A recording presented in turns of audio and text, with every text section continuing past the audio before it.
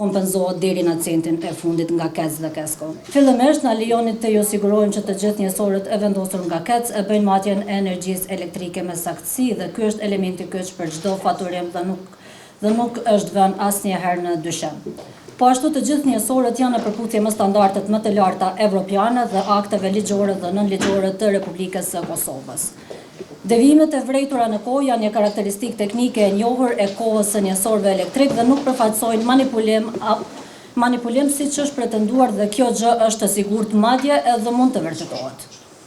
Koha e këtyre njësorëve kontrollohet gjatë procesit të instalimit, pas instalimit saktësia e orës sigurohet në përputhje me standardet IEC 62054/21, i cili përcakton një saktësi prej plus minus 0.5 sekonda në ditë në kushte referuese të temperaturës. Pra në 23 gradë Celsius po flasim, ndërsa në temperaturat të ndryshme me kalimin e kohës devijimi në vlerë absolute mund të ndryshojë. Është rëndësishme të theksohet se kozgjatja e tarifave mbetet gjithmonë e njëjtë. Dhe nëse kalimi në tarif fillon disa minuta më vonë, për të njëjtin vonesë edhe do të përfundoj. Pra i bie që nëse fillon më vonë, përfundon më vonë, dhe nëse fillon më herët, pra edhe do të përfundoj më herët, me një fjalë, periudha totale tarifes mbetet e pandryshuar. Çështja se cilit konsumator do të trajtohet komfort të gjeturave individualisht dhe do të procedohet tutje për me pas në qoftë se do të ndërrohet njësori apo edhe duhet të kompenzohet dhe ju siguroj edhe njerëz se secili konsumator do të kompenzohet deri në centin e fundit nga KEC dhe KESCO. Sa më gjatë që njësori është në teren, çash më shumë kam pasur devijim kohës normal. Na mundem me thonë që na kemi edhe raportet e caktuara ku kemi një numër të madh konsumatorëve që kanë mbi 10 vjet. Mbi 10 vjet vjetërsi në teren, edhe ato janë prioriteti jonë i parë për mi ndërru. Tjetër, çka do të thonë, na kemi bë thirrje konsumatorëve që me fillu shpenzimin e energjisë për orës 22 deri në orën 7.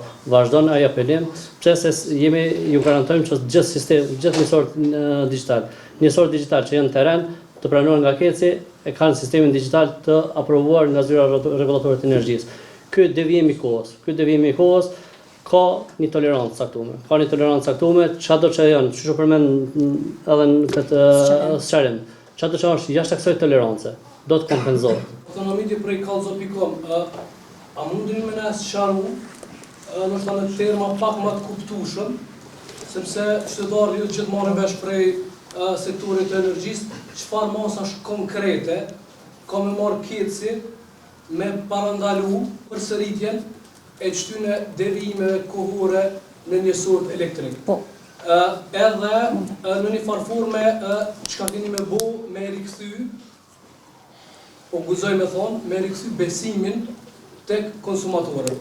Sepse sa kam pa kohëve të fundit, ka pas edhe prej qytetarëve goxha kritika për mënyrën se çysh kanë matë njësorë. Patjetër që KEC do të, siç e tham edhe më herët, për me parandalu një gjë të tillë, ne po japim përparësi implementimit të njësorëve inteligjent me ata digital. Siç e tham edhe më herët, njësorët inteligjent nuk lejojnë pra lëvizje të tilla kohore. Koha në njësorët inteligjent është 100% e saktë. Bashkëpunim me ZRE. Po, patjetër që ne do të jemi gjithmonë në bashkëpunim me ZRE dhe sa i përket besimit të qytetarëve, unë nuk mendoj që qytetarët e kanë humbur edhe ashtu besimin tek ne, sepse ne po veprojmë në bazë të rregulativave dhe në bazë të ligjit dhe nënligjeve të Republikës së Kosovës. Për atë arsye ne, siç e thash edhe më herët, jemi të hapur të bashkëpunojmë si me ZRE, në njëjtën kohë edhe me Ministrinë e Industrisë, Ndërmarrësisë dhe Tregtisë.